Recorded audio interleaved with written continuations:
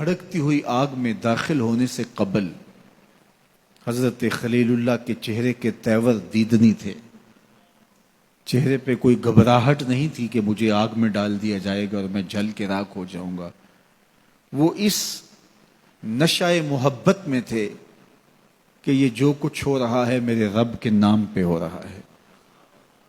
تو اگر آگ میرے وجود کو راکھ بھی بنا دے تو یہ میری سرخودی ہے، یہ میری کامیابی ہے. اور وہ مسکراتے ہوئے آگ کی طرف بڑھے. حضرت جبریل امین حاضر خدمت ہو کے عرض گزار ہوئے، اگر آپ کہیں تو میں اللہ کی بارگاہ میں عرض کروں کہ اس آزمائش کو ٹال دیا جائے. تو فرمایا کہ میں تو آپ سے نہیں کہوں گا. تو کہا آپ اللہ کی بارگاہ میں خود عرض کر لیجئے. تو کہا کہ ان کفار کے دل میں کس نے یہ خیال ڈالا؟ کہا رب جلیل نے. کہا اگر جلیل کی یہ مرضی ہے تو خلیل کی بھی یہی مرضی ہے. جے سونا میرے دکھ وچ راضی تے میں سکھ نو چلے ڈاواں. اگر وہ اس پہ راضی ہے کہ میں آگ میں جلوں تو میں 100 جان سے قربان ہونے کے لیے تیار ہوں. پھر بھڑکتے ہوئے شعلے اور آگ کا وہ روشن الاؤ کہ اگر کوئی پرندہ بھی اڑ کے گزرے تو وہ بھی جل بھن کے کباب بن کے گر پڑتا. بے خطر کود پڑا آتش نمرود میں عشق، عقل ہے محو تماشائے لبے بام. ابھی بنیرے پہ کھڑی عقل سوچتی رہ گئی لیکن عشق نے چھلانگ بھی لگا دی. لیکن پھر جو کامیابی سمیٹی، جو کامرانی ہاتھ میں آئی، عزتوں کا جو تاج پہنایا گیا وہ انہی کا مقصوم تھا. اب حضرت سارہ سلام اللہ علیہا سے نکاح ہوا تو اولاد کی نعمت سے مالا مال نہیں کیے گئے. یہ ایک آزمائش تھی. اولاد تو ماں باپ کے سینے کا قرار ہے، روح کی تسکین ہوتی ہے. ان کو دیکھ کے وہ دوبارہ سے جوان ہو رہے ہوتے ہیں. ان کی کلفتیں تکلیفیں اولاد کو دیکھ کر کے مٹ جاتی ہیں. اور پھر اولاد بھی عمر کے آخری حصے کی ہو تو اس کو دیکھ کر کے جو تسکین بوڑھے باپ کو ہوتی ہے، میرے پاس تو ایسے لفظ نہیں ہیں کہ میں اس کیفیت کو بیان کر سکوں. اب حضرت خلیل اللہ اس عالم میں ایک بیٹے سے نوازے جاتے ہیں، نام اسماعیل رکھتے ہیں اور اس کو دیکھ دیکھ کے جیتے ہیں. لیکن اللہ نے ایک اور آزمائش ان پر ڈالی. کہا اس بیٹے کو اور اس کی ماں کو ایسی وادی میں چھوڑ آؤ جہاں انسانی وجود کیا حیوانی وجود بھی نہ ہو. اب یہ بات کہہ لینا بھی آسان ہے، سن لینا بھی آسان ہے، لیکن عملاً گزرنا پڑے تو دن کو تارے نظر آ جائیں. لیکن اللہ کا خلیل اللہ کے حکم کی تعمیل میں اپنی جوان سال بیوی اور نو مولود بیٹے کو لے کر کے وادی غیر ذی زرع میں پہنچتا ہے، جہاں آج مکہ المکرمہ ہے. آج تو وہاں آبادیاں ہیں، رونقیں ہیں. اس وقت جلے ہوئے سیاہ پہاڑ جیسے فولاد پگھلا کے ڈال دیا گیا ہو. کہیں کوئی چشمہ نہیں ہے، کہیں کوئی سبزہ نہیں ہے، کوئی حیوانی وجود نہیں. وہ وادی جس میں وحشت بھی قدم رکھتی تھی ڈر ڈر کے، جہاں پھرتے تھے آوارہ تھپیڑے باد سر سر کے، جہاں پر گھاس اگتی ہے، جہاں نہ پھول کھلتے ہیں، مگر وہ سرزمیں ہے آسماں بھی جھک کے ملتے ہیں. 2 نفوس پر مشتمل قافلہ اس وادی میں ٹھہرانے کے لیے حضرت خلیل اللہ پہنچتے ہیں. رات گزری. حضرت ابراہیم علیہ السلام نے سحر کے وقت اٹھ کے دعا مانگی اور اس مقدس قافلے کو اللہ کے سپرد کیا اور واپس پلٹنے لگے تو وفا شیار بیوی نے آگے بڑھ کے دامن تھاما اور کہا میرے شوہر نامدار، اس وادی بے آب و گیا میں ہمیں تنہا چھوڑ کے کہاں جا رہے ہیں؟ اب کیا جواب دیتے؟ خاموش رہے. تھوڑی دیر کے بعد پھر قدم اٹھنے لگے تو زوجہ کا ہاتھ بڑھا اور دامن پکڑ لیا. اس وادی غیر ذی زرع میں، بے آب و گیا وادی میں، جہاں انسانی وجود کیا حیوانی وجود بھی نہیں پایا جا رہا، اپنے نو نہال بیٹے کو اور مجھے چھوڑ کے کہاں جا رہے ہیں؟ حضرت خلیل نے کوئی جواب نہیں دیا. تھوڑی دیر بعد پھر قدم اٹھنے لگے تو پھر دامن پکڑا. حضرت خلیل کوئی جواب نہیں دیتے. تو حضرت حاجرہ نے پوچھا کیا یہ رب کا حکم تو نہیں؟ قال نعم، کہا ہاں یہ رب کا حکم ہی ہے۔ تو حضرت حاجرہ نے ہاتھ چھوڑ دیا، کہا پھر خیر سے جائیے، اگر اس کا حکم ہے تو وہ ہمیں ضائع نہیں ہونے دے گا۔ نونہال بچہ گود میں ہے، مختصر سا توشہ پاس ہے، شوہر رخصت ہو رہا ہے، اس وادی میں جہاں سوائے سیاہ پتھروں کی اور کچھ دکھائی نہیں دیتا، وہاں اپنے نونہال بیٹے کو اور بیوی کو چھوڑ کے واپس پلٹے۔ حضرت حاجرہ وہاں رک گئی، تسلیم و رضا کی پیکر بن کے۔ اللہ کی بندی نے وہیں بستر بچھا لیا، وہیں مصلی رکھ لیا اور اسی خاک پہ سجدے کرنے لگی۔ اللہ اکبر۔ توشہ 1-2 دن کے بعد ختم ہو گیا، ماں کی چھاتی سے دودھ بھی خشک ہونے لگا۔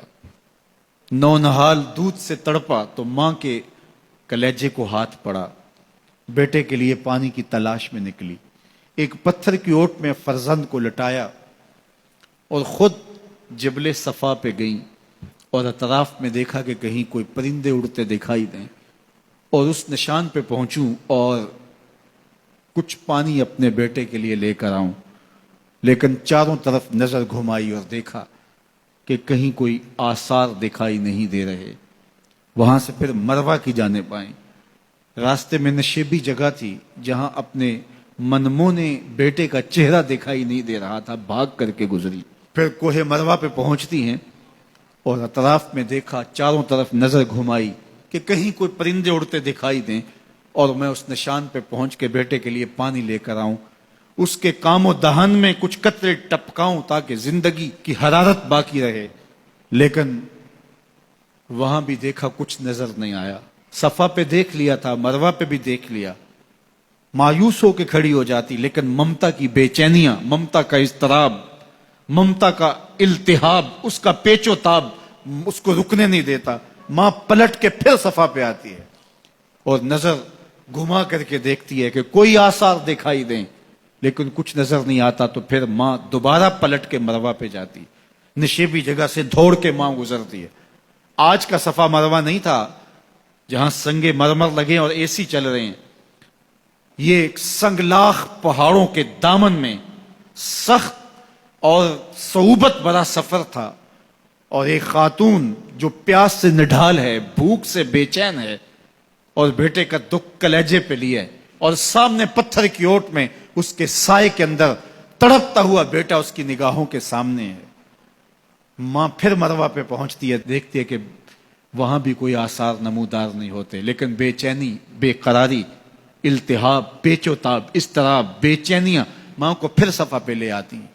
صفا سے مروہ، مروہ سے صفا، نشیبی جگہ سے بھاگ کے گزرنا، یہ ماں کی بے قراریاں ہیں۔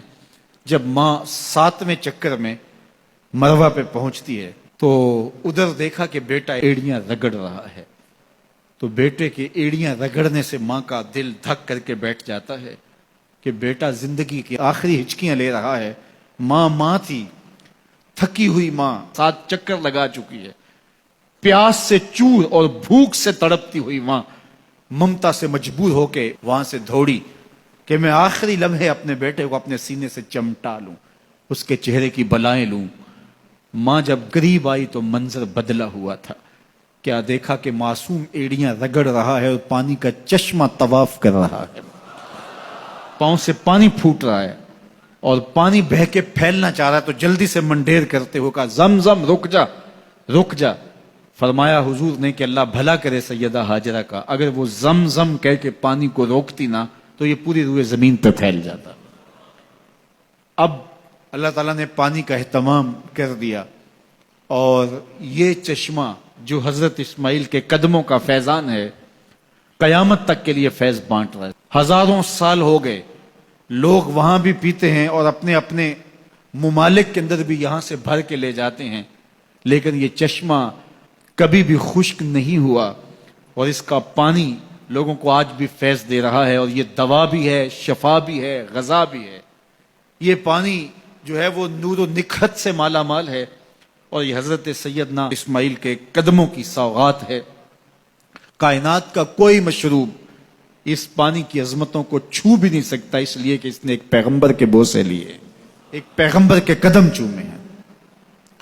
اب حاجی جب وہاں جاتا ہے صفا مروہ پہ، تو جن کو حج یا عمرے کی سعادت نصیب ہوئی وہ تو اب یہاں نہیں ہوں گے، وہ تو تصور میں وہاں گھوم رہے ہوں گے کہ وہاں کیسا دل آویز منظر ہوتا ہے جب آپ تھوڑا سا صفا پہ چڑھ کے یا مروہ پہ چڑھ کے لوگوں کو بھاگتا ہوا دیکھتے ہیں تو وہ تصور دل کھینچتا ہے، اور انسان صدیوں پیچھے اپنے آپ کو لے جاتا ہے کہ یہ وہ جگہ تھی کہ سیدہ ہاجرہ یہاں اپنے بیٹے کے لیے دوڑی تھی، اور انہیں بیٹے کے لیے پانی چاہیے تھا، اور وہ پانی کی تلاش میں کبھی صفا اور کبھی مروہ پہ جا رہی تھی۔ آج حاجی کی بغل میں پانی کی بوتل، اور یہ کیوں دوڑ رہا ہے؟ سیدہ ہاجرہ تو میلین اخزرین کی جگہ، وہ نشیبی جگہ، وہاں بھاگ کر کے اس لیے دوڑی تھی کہ وہاں بیٹے کا من موہنا چہرہ نظر نہیں آتا، اور یہاں ماں بیٹا اکٹھے دوڑ رہے ہیں، تو یہ کیوں دوڑ رہے ہیں؟ پانی کے کولر جگہ جگہ نصب ہیں، پانی نہیں چاہیے تو پھر بھی دوڑ رہے ہیں۔ کہا اے ہاجرہ تو نے حد کر دی، لیکن جس جگہ پہ تو دوڑی تھی قیامت تک اس جگہوں پہ زمانہ دوڑتا رہے۔ یہ پروٹوکول ہے، یہ اعزاز ہے، یہ تکریم ہے سیدہ ہاجرہ سلام اللہ علیہا کی۔ ولی بھی دوڑتے ہیں، شہنشاہ بھی دوڑتے ہیں، کج کلا بھی دوڑتے ہیں، بوڑھے غریب امیر سارے دوڑ رہے ہیں، بچے بھی دوڑ رہے ہیں۔ اللہ اکبر کہا اے ہاجرہ جن راہوں پہ تو دوڑی ان راہوں پہ امام الانبیاء بھی سعی کریں گے، ان راہوں پہ نبی بھی دوڑیں گے، غوث کتب ابدال اور ولی بھی دوڑیں گے۔ اللہ اکبر، اس دوڑنے کو عبادت بنا دیا گیا۔ انہیں تو پانی چاہیے تھا اس لیے دوڑی، حاجی پانی کے لیے نہیں دوڑ رہا، سیدہ ہاجرہ کی اس ادا کو ادا کر رہا ہوتا ہے۔ تو ذرا دیکھیے پلٹ کے ماضی کی طرف، تو یہ ہمارے اسلاف کی ادائیں ہیں جن کو ہم تازہ کر رہے ہیں۔